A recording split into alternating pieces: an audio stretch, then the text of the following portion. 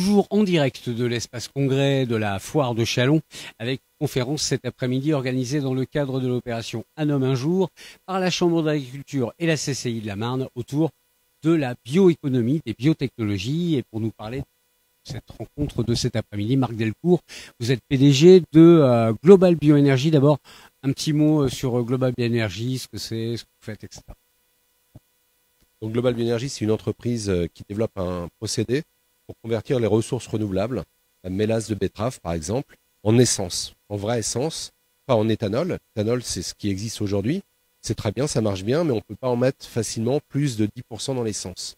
Nous, ce qu'on produit, c'est de la vraie essence, et donc qu'on peut mélanger sans limite de proportion. Notre idée, donc, c'est de développer ce monde du renouvelable pour économiser du CO2, produire moins de CO2 dans l'air, et aussi pour améliorer l'air dans les villes, puisqu'on s'est aperçu que notre vraie essence est en fait une essence haute performance qui produit moins de particules et qui améliore donc la qualité de l'air. On est tout dans les recherches sur ce carburant révolutionnaire? Alors en fait, on a commencé il y a bientôt 10 ans à partir d'un projet papier. Les 5 premières années, ça a été dédié à la preuve de concept en laboratoire. Et puis à partir de 2014, on s'est lancé dans l'industrialisation du procédé.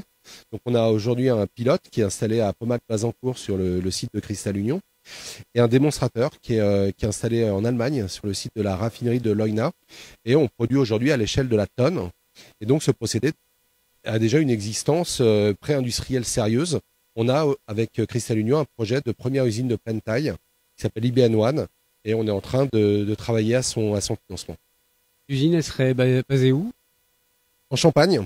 Donc il y a 2 sites qui ont été pré-retenus, celui de Pomac-Bazancourt et celui de Arcis-sur-Aube.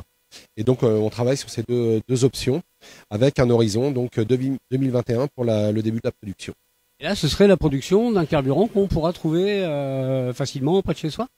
Absolument, donc on pourra mélanger dans l'essence existante sans limite de proportion. Ça en améliorera les propriétés, ce sera une essence qui polluera moins.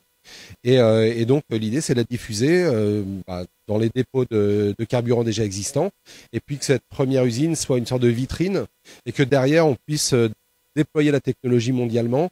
La France a le potentiel d'accueillir environ 60 de ces usines. Et à l'échelle mondiale, nous on voit un potentiel de plus de 1000 usines. C'est un magnifique projet. Si vous voulez en savoir plus, venez cet après-midi à l'espace Millésime à la foire de Châlons.